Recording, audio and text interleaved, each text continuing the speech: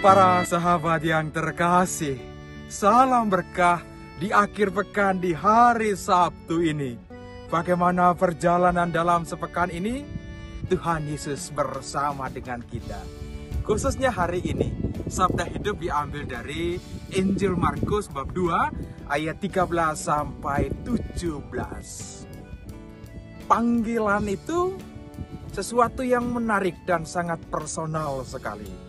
Seperti kisah dalam kitab suci itu, entah dalam perjanjian lama maupun perjanjian baru.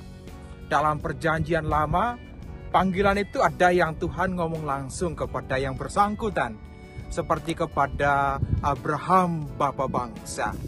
Tetapi juga ya ada yang tidak langsung, seperti kisah Injil di hari Minggu besok tentang panggilan Samuel.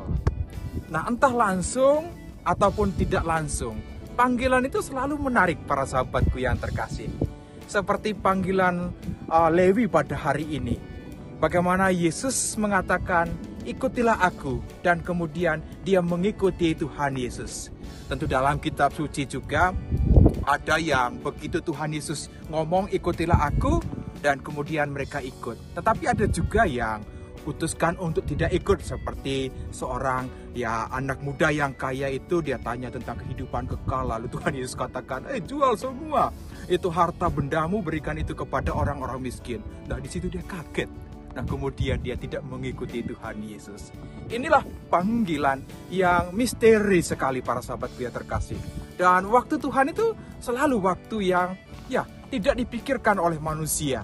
Dan waktunya sangat-sangat tersendiri sekali. Seperti orang Lewi ini, dia orang berdosa dan kemudian dia makan dengan Tuhan Yesus. Yang lain juga itu kok ngomong, kenapa? Orang-orang Farisi, ahli Taurat itu ngomong, kenapa dia makan dengan orang berdosa? Tetapi pada akhir Injil hari ini sangat indah sekali. Yesus berkata bahwa aku datang itu sebagai dokter, tapi untuk menyembuhkan orang-orang yang sakit. Jadi bukan untuk orang-orang yang sehat saja. Dengan demikian para sahabatku yang terkasih, Yesus itu tidak melihat masa lalumu, dosa-dosamu. Begitu dia panggil, kalau ada respon dari kita, maka panggilan itu menjadi sesuatu yang sangat indah sekali.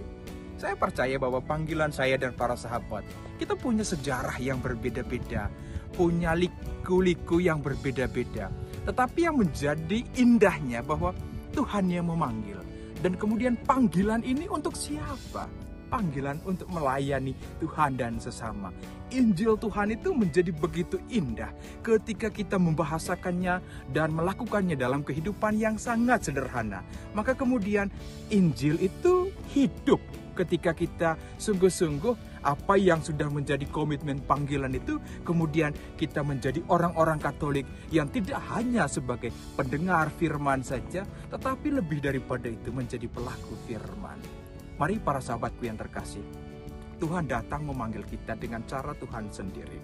Karena itu yang paling utama saat ini adalah seperti Sang Lewi.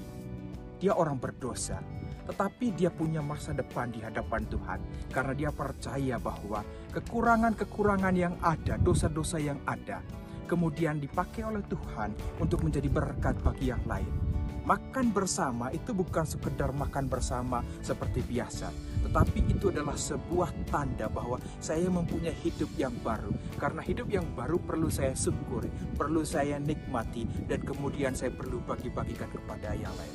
Wujud pertobatan kita itu ada dalam ketika kita juga berbagi dengan yang lain, mengundang yang lain datang bersama dengan kita, dan juga bagaimana saya dan para sahabat dalam panggilan ini tentu kesetiaan. Seperti Ibu Teresa dari Kalkuta, dia berdoa kepada Tuhan, Tuhan, saya tidak meminta sukses, tetapi saya minta supaya saya tetap setia.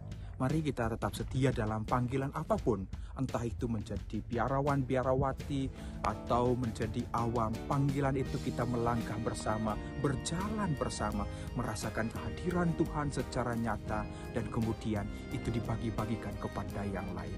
Siapakah saya dan para sahabat yang diperhatikan oleh Tuhan? Kita semua adalah orang-orang berdosa. Tetapi di hadapan Tuhan, kita sungguh-sungguh diperbaharui dan menjadi anak-anak Allah yang siap menjadi berkat, khususnya bagi dunia saat ini. teruslah melangkah. Sabda Tuhan, sabda hidup. Tuhan Yesus memberkati, Bunda Maria merestui. Amin.